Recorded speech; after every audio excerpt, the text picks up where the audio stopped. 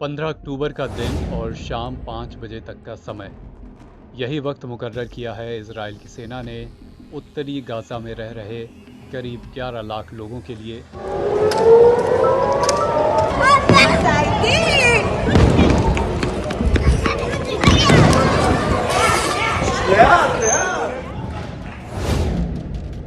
कि वो उत्तरी गाज़ा छोड़कर अब दक्षिण की ओर कूच कर जाएं।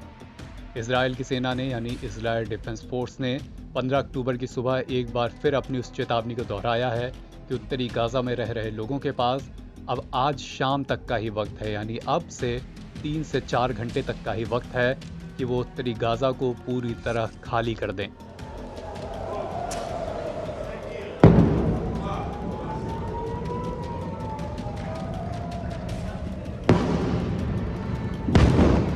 आईडीएफ ने इससे पहले भी ये चेतावनी दी थी और तभी ये साफ हो गया था कि इजराइल डिफेंस फोर्स उत्तरी गाज़ा में एक बड़ा सैन्य ऑपरेशन प्लान कर रही है।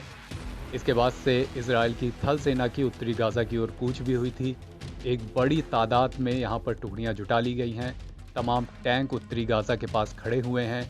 आज शाम को 4 से 5 बजे तक का समय उत्तरी गाज़ा में रह रहे सिविलियंस को दिया गया है कि वो इस क्षेत्र को पूरी तरह खाली कर दें। इसके बाद जो कुछ भी होगा उसकी जिम्मेदारी इजराइल डिफेंस फोर्स की नहीं होगी, ऐसा उनका कहना है।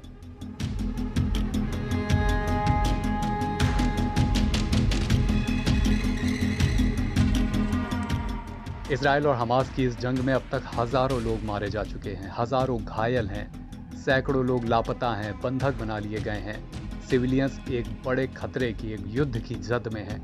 इन सारी बातों के बीच इजराइल का कहना है कि उत्तरी गाज़ा ही वो जगह है जहां से हमास का एक बड़ा नेटवर्क चल रहा है, जहां बैठकर हमास इजराइल पर हमले प्लान कर रहा है, जहां पर हमास के आतंकी छिपे हुए हैं। इसीलिए वो उत्तरी गाज़ा को पहले निशाना बना रहे हैं और इसीलिए उनका कहना है कि सिविलियंस इस क्षेत्र को जल्द से जल्द खाली कर दें।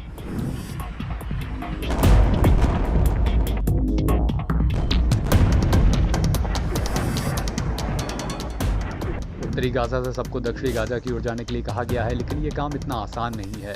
लोगों की बरसों की गृहस्थी वहाँ पर है। एक बड़ा शरणार्थी संकट इससे पैदा हो सकता है।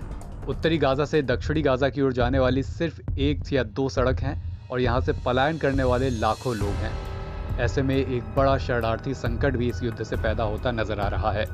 बहरहाल आज शाम तक 4 से 5 बजे तक का वक्त इस सारे लोगों को दिया गया है कि वो उत्तरी गाज़ा खाली कर दें। इसके बाद यहाँ एक भीषण युद्ध शुरू हो सकता है। इजराइल 3 लाख रिजर्व सैनिकों को फिर से सेना में सोमवार को शामिल करेगा। हमास के वहीं लगभग 30,000 लड़ाके हैं।